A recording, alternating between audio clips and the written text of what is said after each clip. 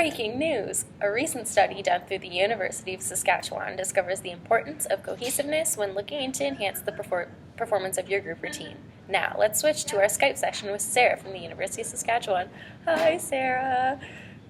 Okay. Thanks, Chelsea. To begin, we have discovered that as group size increases, the overall cohesiveness of the group will decrease as a total. This can be proved through the conceptual model of cohesion.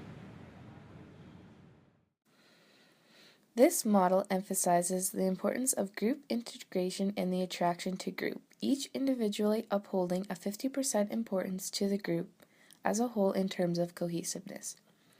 If there are too many individuals in a group, generally over 10, many social aspects will not be met. This is because the main focus will be to get all the individuals to be quiet so that the leader can put all the focus on the group integration task aspect. This will in turn mean that 50% of the model will not be satisfied and it will lead to a decrease in cohesion. An example to correct this model would be, my high school rugby team had 30 girls on the team, and in order to create cohesion amongst the girls, we were divided into two groups of forwards and backs. That would be about 15 players. Even then, those smaller groups were way too big. So, we would be further broken down into groups of 2 to 3 people. This greatly increased our cohesion because the groups were smaller and we could be equally focused on the task at hand. Our study also touches and outlines the frequency of physical activity and its dependence on the help of peers and the presence of motivation. This can be further described through the leadership factors influencing cohesion.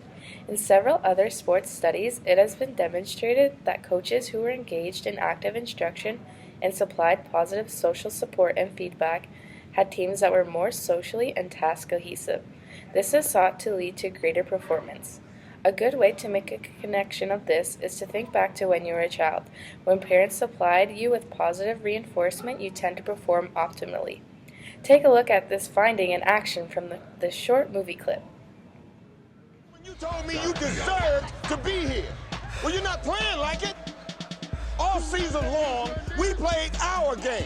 Right now, you're playing theirs. When we step on the floor, every second that clock is ticking, we are pedal to the metal. We run the ball, we pressure the ball, and most importantly, we control the tempo of the game. We make them play Richmond Oilers ball. Worm, you can take this kid. Force him left, and when he crosses over, you jump him. Damien, push the tempo. Kenyon, Lau, crash the boards. Cruz, when you're in the game in transition, take that jumper you love. Junior, just keep doing what you're doing. Hold on to that monster. You do those things, gentlemen, and I guarantee you, at the end of the game, we will be there.